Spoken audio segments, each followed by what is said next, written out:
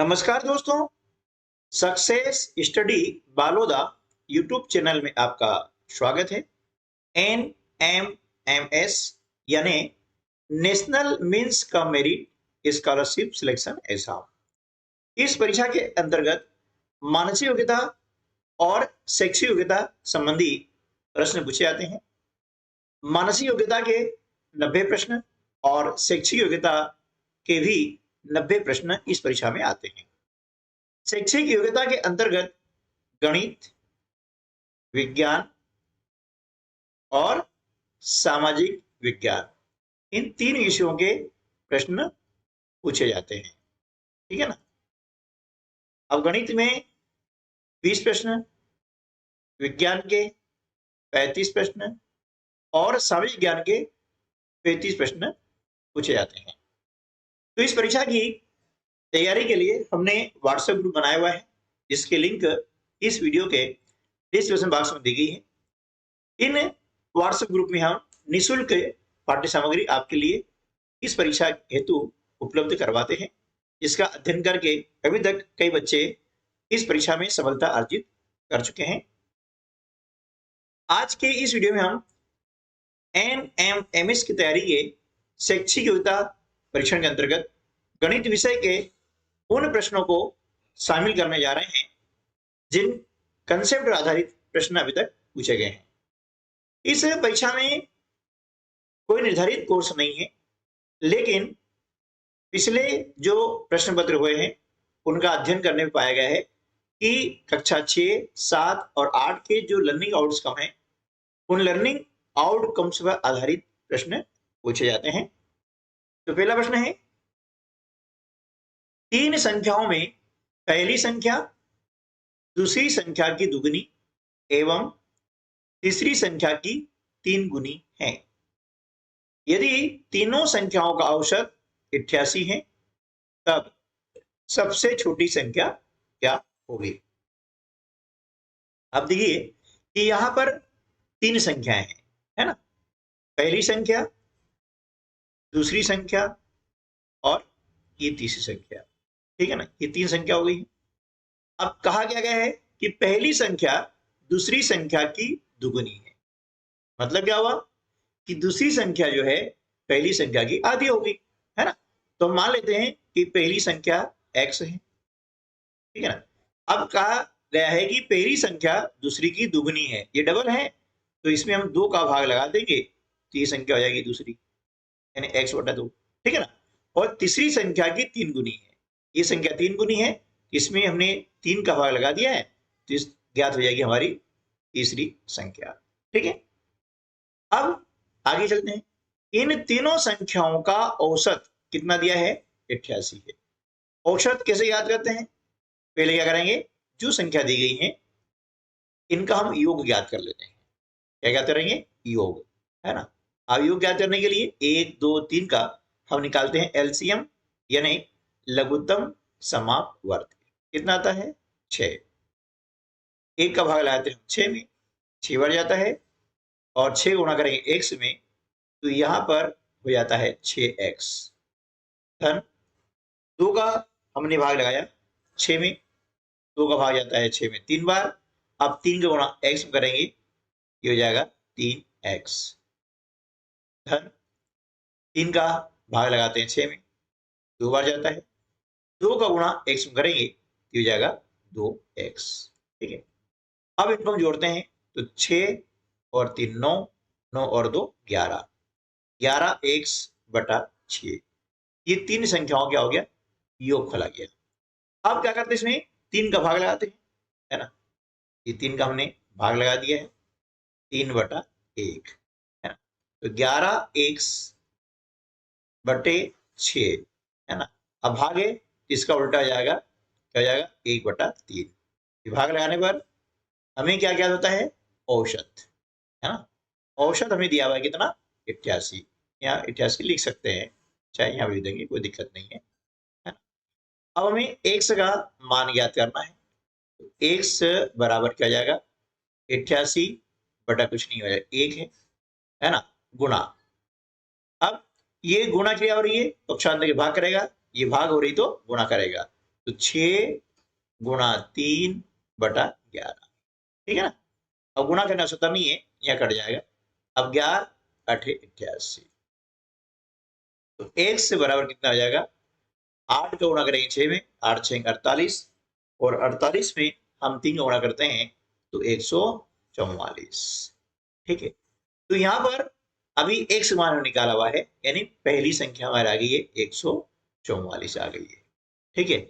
हमसे पूछा गया है सबसे छोटी संख्या क्या होगी, है ना। अब ये हो गई पहली संख्या। अब दूसरी संख्या x बटे 2, ये x बटे 2, x मान कितना है 144 है, इसमें 2 का हमने भाग लगा दिया, तो 2 सत्ते 14 और 2 दूनी 4 यानी 72। ये निकल के आ गई हमारी दूसरी संख्या, ठीक है ना। क्या हो गई दूसरी संख्या। अब तीसरी क्या है, 1 बटे 3, ये छोटी होगी, हम डायरेक्ट इसको ज्ञात कर सकते थे, है ना, लेकिन समझने के लिए यह लिखना जरूरी है ताकि आपको अच्छे समझ में आ जाए, है ना। 3 का भाग लगाते हैं, 3 चौके 12 बचे 2, 24 हो गए, 3 8 24, ये 48, ये होगा हमारी तीसरी संख्या हो गई है ना। अब चूंकि 1 बटा 3 छोटी होती है, हम x मान निकालने के बाद में डायरेक्ट ये भी निकाल सकते थे, लेकिन ये निकालने से क्लियर हो गया है कि सबसे छोटी संख्या कौन सी होगी, वो होगी 48, यानी विकल्प सी जो है इस प्रश्न का सही उत्तर होगा, ठीक है। प्रश्न क्रमांक 2, क्रिकेट के T20 मैच में टीम के 2 खिलाड़ियों द्वारा बनाए गए रनों का औसत 21 है, ठीक है ना। 2 खिलाड़ी द्वारा बनाए गए रनों का औसत कितना है 21 है। इनके द्वारा बनाए गए कुल रन, यानी 2 खिलाड़ी जो है इनके द्वारा बनाए गए कुल रन क्या होगा, औसत में हम खिलाड़ी संख्या का गुणा कर देते हैं, तो 21 दूनी 42, है ना। ये हुआ 2 खिलाड़ियों के द्वारा बनाए गए रनों की संख्या, ठीक है, इसको समझना जरूरी है ना, ठीक है। ये 2 खिलाड़ियों का। अब आगे 3 अन्य खिलाड़ी है, इनके द्वारा बनाए गए रनों का औसत 36 है, तो इन 3 खिलाड़ियों द्वारा बनाए गए कुल रन कितने हो जाएंगे, 36 में हम क्या करेंगे 3 का गुणा करते हैं, तो 36 क्या होता है 108, है ना। ये 3 खिलाड़ी द्वारा बनाए गए रनों की संख्या हो गई, ठीक है। अब हमें 5 खिलाड़ी द्वारा बनाए गए रनों का औसत ज्ञात करना है ना। तो क्या करेंगे, अब देखिए पांचों खिलाड़ियों ने कुल कितने रन बनाए हैं, इन दोनों को जोड़ देंगे, है? तो कितना आ जाएगा 150। पांचों खिलाड़ियों ने 150 रन बनाए हैं, इसमें 5 का भाग लगा देंगे और इसे काट देंगे, तो इनका औसत कितना आ जाएगा 30, यानी 5 खिलाड़ियों द्वारा बनाए गए रनों का औसत हुआ 30। विकल्प डी इस प्रश्न का सही उत्तर होगा, ठीक है ना। इस प्रकार से प्रश्न को पहले पढ़े, समझे और उसके कंसेप्ट को हम समझे। प्रश्न क्रमांक 3, राजू की वर्तमान उम्र क्या होगी यदि उसकी 3 वर्ष पूर्व एवं 3 वर्ष बाद की उम्र का गुणनफल 72 है। तो देखिए हम राजू की जो वर्तमान उम्र है उसको मान लेते हैं x, है ना। राजू की वर्तमान जो उम्र है वो कितनी है x वर्ष है, ठीक है ना। उम्र यानी आयु बराबर x वर्ष होगी, ठीक है। अब 3 वर्ष पूर्व, अब 3 वर्ष पूर्व, पूर्व मतलब पहले, है ना। तो 3 वर्ष पूर्व उसकी आयु कितनी जाएगी, अभी x है, तो 3 साल पहले क्या थी, आज जो आयु है इसमें से 3 कम हो जाएगा, यानी हो जाएगी x ऋण 3 वर्ष, ठीक है ना। ये 3 वर्ष पूर्व की आयु हो गई। और 3 वर्ष बाद, अब बाद है जुड़ता है इसमें, तो 3 वर्ष बाद उसकी आयु कितनी आएगी, यानी आज की जो आयु है वर्तमान आयु, इसमें 3 जुड़ जाएगा, x धन 3 वर्ष हो जाएगी, है ना। जैसे आपकी आज की आयु कितनी है, मान ली जाएगी 13 वर्ष है या 14 वर्ष है, 3 वर्ष बाद कितनी होगी, तो 14 में 3 जोड़ देंगे तो जाएगी 17 वर्ष। यदि कहा जाए कि 3 वर्ष पहले आपकी आयु कितनी थी, 14 में से 3 माइनस कर देंगे तो 11 वर्ष, ठीक है ना। इसी प्रकार से अब प्रश्न में क्या कहा गया है कि इन दोनों आयु का गुणनफल कितना है, 72 है। यानी 3 वर्ष पूर्व आयु कितनी है, x ऋण 3, और 3 साल बाद आयु कितनी है, x धन 3। अब दोनों का गुणनफल कितना हो गया, 72 हो गया। अब x ऋण 3, x धन 3, जब इस प्रकार की संख्या आती है तो ये एक सर्वसमीका होती है a धन b गुणा a ऋण b, है ना। जब इसका गुणा किया जाता है तो होता है a वर्ग ऋण b वर्ग। तो हम यहाँ पर इस सर्वसमीका का उपयोग करेंगे। a यानी x है तो x का वर्ग, धन b यानी 3, 3 का वर्ग, वर्ग मतलब उसका उसी में गुणा, तो 3 का वर्ग कितना हो जाएगा, 9 बराबर 72। ठीक है ना। अब पक्षांतर कर देंगे तो x वर्ग बराबर, है ना, a ऋण b, यहाँ पर माइनस आएगा, है ना। तो पक्षांतर करेंगे तो ऋण का धन हो जाता है, x वर्ग बराबर कितना हो जाएगा, 81। तो x बराबर कितना होगा, अब इसका हमें निकालना होगा वर्गमूल, है ना। वर्ग का पक्षांतर करते हैं ये होता है वर्गमूल, और 81 का वर्गमूल होता है 9। कितना होगा, 9। यानी राजू की जो वर्तमान आयु है वो कितनी हो जाएगी, 9 वर्ष हो जाएगी। यानी विकल्प बी जो है इस प्रश्न का सही उत्तर होगा। ठीक है। प्रश्न क्रमांक 4। अब देखिए एक रस्सी है, उसका 1/3 भाग हरा है ना, 1/3 हरी है, उसका 2/5 भाग लाल है, और शेष पीली है, और पीली की लंबाई कितनी है, 3 मीटर। तो हमें रस्सी की लंबाई ज्ञात करनी है। तो देखिए सबसे पहले ज्ञात कर लेते हैं कि हरी और लाल जो रस्सी है उसका भाग कितना हुआ। हरी रस्सी कितनी, 1/3, लाल कितनी है, 2/5, है ना। अब इन दोनों को हम क्या करेंगे, जोड़ देंगे। तो हर में जो संख्याएं हैं इनका हम निकालेंगे एलसीएम, यानी लघुत्तम समापवर्ती।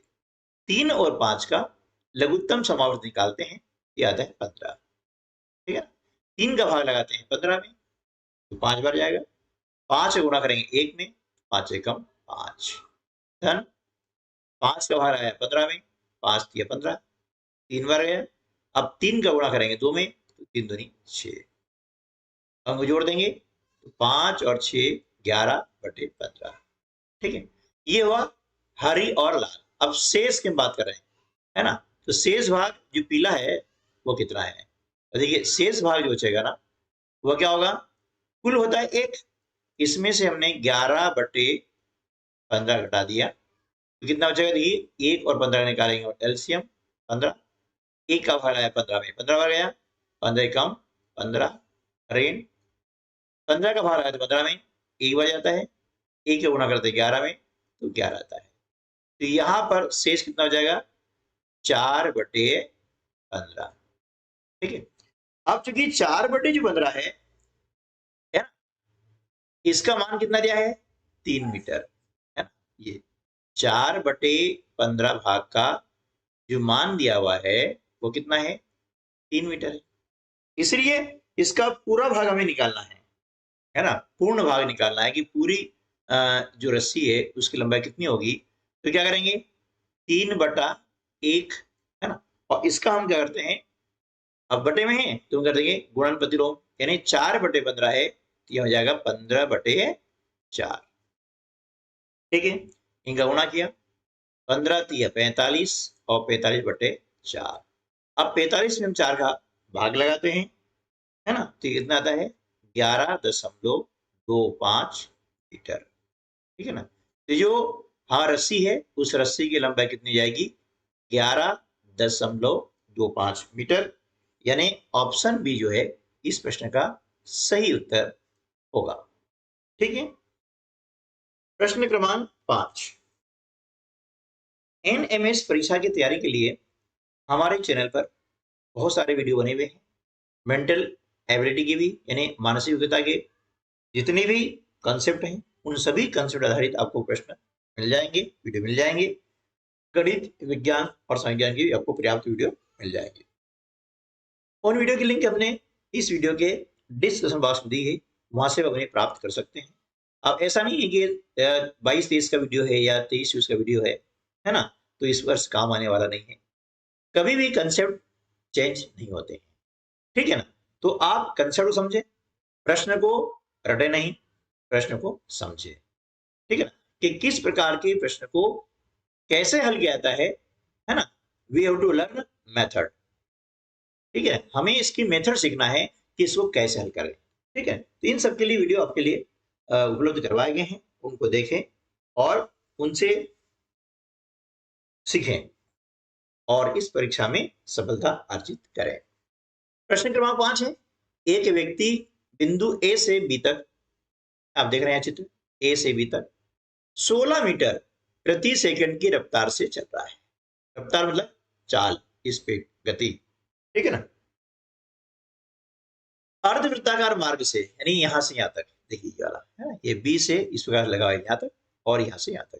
तो जब बी से ए चलता है, यानी ये अर्धवृत्ताकार मार्ग से आता है, तो इस मार्ग से जाने में सरल रेखा, यानी ये वाला मार्ग से जाने की अपेक्षा 10 सेकंड अधिक लगते हैं। तो व्यास लगभग कितना होगा, है ना, यानी व्यास, यानी ये हम देख रहे हैं ए बी, ये लंबाई व्यास कहलाती है, ठीक है ना। ये अर्धवृत्ताकार है, इसको कंप्लीट करते हैं तो ये वृत्त बन जाता है, ठीक है ना। अब देखिए, हम जानते हैं कि यहां पर बात हो रही समय की, इसमें 10 सेकंड कम लग रहे हैं और यदि इस मार्ग से जाता है आदमी तो 10 सेकंड अधिक लग रहे हैं, ठीक है। यानी यहां पर दूरी हमें दी नहीं है, दूरी ज्ञात करनी है। तो ऐसे कंडीशन क्या करेंगे कि समय कितना लग रहा है उस पर चर्चा करेंगे। तो समय बराबर क्या होता है, दूरी बटे चाल। समय बराबर क्या होगा, मैं लिख देता हूं ताकि आप अच्छे से समझ लें, है ना। और जब हम सवाल करते हैं इतना पूरा लिखना जरूरी नहीं है, बिल्कुल शॉर्ट में करना होता है, लेकिन समझने के लिए ये जरूरी है ना। पहले समझ लेंगे तो फिर शॉर्ट में आप इसको आसानी से कर पाएंगे। तो समय बराबर क्या होता है, दूरी बटे चाल, ठीक है ना। अब देखिए दो कंडीशन है। पहली कंडीशन हम देते हैं अर्धवृत्ताकार मार्ग वाली। तो हम जानते हैं कि जो पूरा वृत्त होता है उसकी जो परिधि निकालने का सूत्र क्या होता है, 2πr। क्या होता है, 2πr, समझा ना, पूरे वृत्त का। अब यहाँ अर्धवृत्ताकार है, यानी वृत्त कैसा है, आधा है, तो आधा मतलब 2 का भाग लगा देंगे, कितना जाएगा, पाई आर। यानी यहां से यहां तक की दूरी कितनी हो गई, पाई आर हो गई। ये हमने क्या किया कि पहली कंडीशन ये थी, दूरी पाई आर, ठीक है। बटे चाल कितनी है, 16 मीटर प्रति सेकंड, ये चाल लिख दी, समझ रहे हो ना। अब दूसरी कंडीशन क्या बन रही है उसको देखते हैं। दूरी ये है ए बी, तो ये क्या हो गया, व्यास हो गया।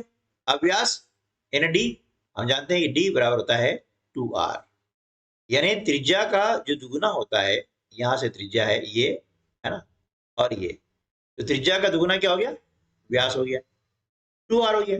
तो दूरी यहां हो जाएगी 2r, ठीक है ना, बटे चाल कितनी है, 16 मीटर प्रति सेकंड हो गया। अब देखिए ये जो दूरी है ये किसकी है, अर्धवृत्त की है ना। और इस मार्ग से जाने में क्या होता है कि 10 सेकंड अधिक लगते हैं, इसमें समय ज्यादा लग रहा है ना, इसमें समय ज्यादा लग रहा है, इसमें समय कम लग रहा है। तो दो तरीके हैं, या तो इसमें से कम कर दें समय को, या इसमें समय को जोड़ दें। इसमें हम जोड़ देते हैं, 10 सेकंड अधिक लग रहा है ना, इसमें 10 इसमें जोड़ दिया तो हो गया दोनों बराबर, ठीक है ना। चलिए अब क्या करेंगे, इनका हम निकाल लेंगे एलसीएम। तो दोनों पक्षों का एक साथ एलसीएम निकालते हैं, कितना आता है, 16, है ना। जब यहाँ पर 16 है, यहाँ भी 16 है, भाग एक बार जाएगा, तो अंश में जो संख्या है वो ऐसी हम उसको उतार लेते हैं। ये 2r उतार लिया, धन एक का भाग लाया हमने 16 में, 16 बार जाएगा। अब 16 गुणा करते हैं 10 में तो आता है 160। जब दोनों पक्षों का एलसीएम एक साथ निकालते हैं ये संख्या कट जाती है, ठीक है। अब इसका कर देंगे पक्षांतर, तो पाई आर धन का हो जाएगा ऋण 2r, है ना, बचा क्या 160, ठीक है ना। आर दोनों कॉमन है ना, कॉमन, तो आर हमने बाहर निकाल दिया, बचा क्या, पाई ऋण 2 बराबर 160, ठीक है। अब आर, अब पाई का मान कितना होता है, 22/7 हम जानते हैं, ऋण 2/1। इसको हम क्या करेंगे, हल कर लेंगे, है ना, इसको भी हल कर लेंगे। तो 1 और 7 का एलसीएम निकालते हैं, 7 आता है, जब इसका हर समान है तो अंश वैसा का वैसा जाएगा। 1 का भाग लगाते हैं 7 में, 7 बार जाता है, 7 दूनी 14, ठीक है ना, बराबर 160 हो गया। ठीक, अब क्या करेंगे, इसको हम यहाँ से थोड़ा सा अलग कर लेते हैं ताकि आपको अच्छे समझ में आ जाए। देखिए r गुणा 22 में से 14 माइनस करेंगे, घटाएंगे, तो बचे कितना 8/7, ठीक है ना, बराबर 160। तो r बराबर कितना हो जाएगा 160/1। इसका पक्षांतर करेंगे तो गुणा का भाग और भाग का गुणा यानी 7/8 हो जाएगा। 8 से काट देंगे, 8 दूनी 16, शून्य के शून्य, तो r बराबर कितना हो गया 20 सत्ते 140 मीटर। लेकिन हमें जल्दबाजी नहीं करनी है, तो अक्सर बच्चे यही गलती करते हैं और फट से जो है 140 ऑप्शन पे वो निशान लगा देते हैं। ध्यान रखना है, पूछा गया है व्यास, ये हमने निकाली त्रिज्या, तो व्यास त्रिज्या का दुगुना होता है यानी ये 2r होता है व्यास। तो यहाँ पर 140 में हम क्या करेंगे 2 का गुणा करेंगे तो उत्तर हमारा जाएगा 280 मीटर, है ना। ये 2r इक्वल टू क्या जाएगा d, यानी d बराबर कितना हो जाएगा 280 मीटर, ये आपका उत्तर आएगा, ठीक है ना, ध्यान रखना है। तो विकल्प सी जो है इस प्रश्न का सही उत्तर होगा, ठीक है। ये प्रश्न आपको डिटेल हमेशा समझाया है ताकि कंसेप्ट आपको समझ आ जाए। जब इसको बार बार हल करेंगे तो बिल्कुल शॉर्टकट में इसको हल कर सकते हैं। प्रश्न क्रमांक 6, एक व्यक्ति उम्र में अपनी पत्नी से 3 वर्ष बड़ा है, ठीक है, जबकि अपने पुत्र से 4 गुना बड़ा है, ठीक है। 3 वर्ष बाद पुत्र की उम्र 15 वर्ष होगी। इसकी मां की वर्तमान आयु क्या है? इसकी मां की, जो पुत्र है इसकी मां की आयु यानी व्यक्ति की पत्नी की आयु, ठीक है। तो हम यहाँ पर मान लेते हैं कि जो व्यक्ति है ना, उसकी पत्नी की आयु कितनी है, x वर्ष है ना, व्यक्ति की पत्नी की आयु, ठीक है ना, ये हम मान लेते कितनी x वर्ष है, ठीक है ना, x वर्ष मान ली। अब व्यक्ति उम्र में अपनी पत्नी से 3 वर्ष बड़ा है, इसलिए अब व्यक्ति जो है उसकी उम्र कितनी आएगी 3 वर्ष बड़ा है, मतलब 3 वर्ष अधिक है। व्यक्ति की जो उम्र है यानी आयु है वो हो जाएगी कितनी x धन 3 वर्ष, ठीक है ना, तो अधिक है, वो 3 वर्ष बड़ा है मतलब उसकी आयु 3 वर्ष ज्यादा है ना। तो ज्यादा को हम धन के चिन्ह द्वारा प्रदर्शित करते हैं, x धन 3 वर्ष हो गया, ठीक है। अब अपने पुत्र से 4 गुना बड़ा है ना, अब पुत्र से 4 गुना बड़ा है इसलिए पुत्र की आयु कितनी हो जाएगी, है ना। अब देखिए पुत्र की आयु कितनी हो जाएगी, अब ये आयु 4 गुना बड़ा है, इसमें हम उसका उल्टा करते हैं यानी गुणा का भाग, है ना, तो x धन 3/4, ये अब 4 का भाग लगा देंगे तो निकल के आ जाएगी पुत्र की आयु। तो ये पुत्र की आयु कितनी हो गई x धन 3/4 हो गई, ठीक है। अब आगे चलते हैं, 3 वर्ष बाद पुत्र की आयु।